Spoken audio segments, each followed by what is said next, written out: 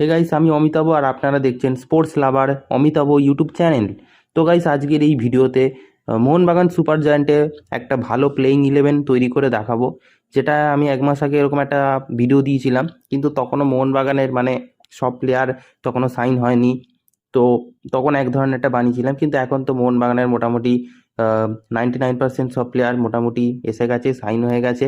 তো এই মুহূর্তে যে সব প্লেয়াররা আছে, তো তাদেরকে নিয়ে একটা ভালো স্কোয়াড তৈরি করব, একটা ভালো শক্তিশালী স্কোয়াড, যেটা আমরা হয়তো খুব শীঘ্রই দেখতে চলেছি। তো চলো ভিডিওটা শুরু করা যাক।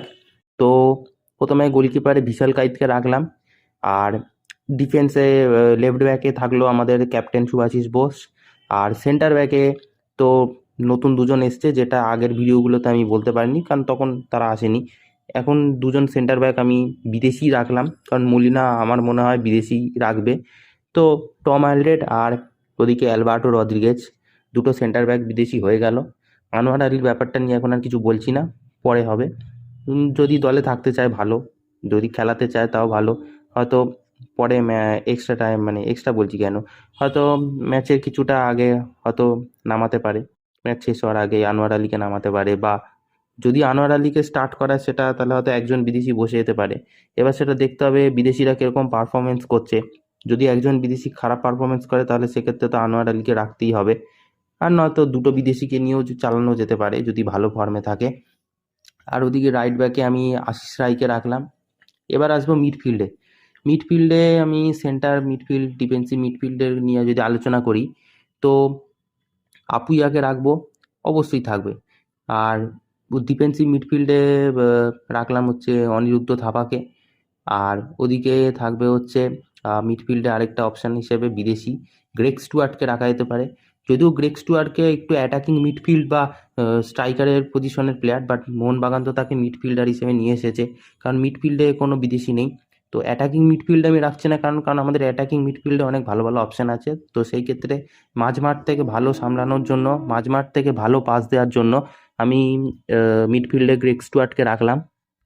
এরপর অ্যাটাকিং মিডফিল্ডে আমি সাহাল আব্দুল সামাদকে রাখবো, কারণ ওটা সাহাল আব্দুল সামাদের সবচেয়ে ফেভারিট পজিশন এবং সেখান থেকে যথেষ্ট ভালো ইম্প্যাক্ট ফেলতে পারে ম্যাচে।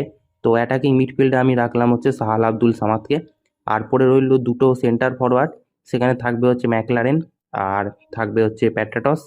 এবার জেসন কামিংসও থাকতে পারে, সেটা হাফ টাইমের পরে হোক আগে হোক, যে কেউ একজন নামতে পারে।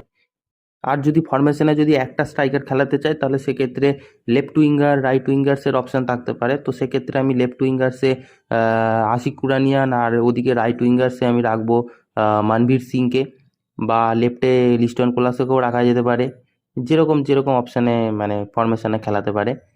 আর আপাতত তো মোটামুটি সব সাইনিং হয়ে গেছে। এবার যদি ইন্ডিয়ান কোনো ফুটবলার যদি আসতে পারে, হয়তো রহিম আলীর হয়তো আসার চান্স থাকতে পারে, সেটা দেখা যাক রহিম আলী যদি আসে, বা কোনো ভারতীয় ডিফেন্ডারেরও আসার সম্ভাবনা থাকতে পারে। তো এইরকম সবাইকে মিলিয়ে মিশে একটা ভালো শক্তিশালী স্কোয়াড আমি তৈরি করে দেখালাম।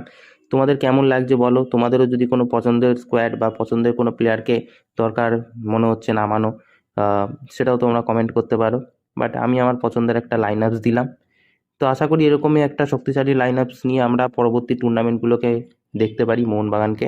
তো এই ছিল আজকের ভিডিও। এরকম আরও আপডেট পাওয়ার জন্য অবশ্যই চ্যানেলটাকে সাবস্ক্রাইব করে বেল আইকন অল করে রাখো। তো দেখা হচ্ছে পরের ভিডিওতে।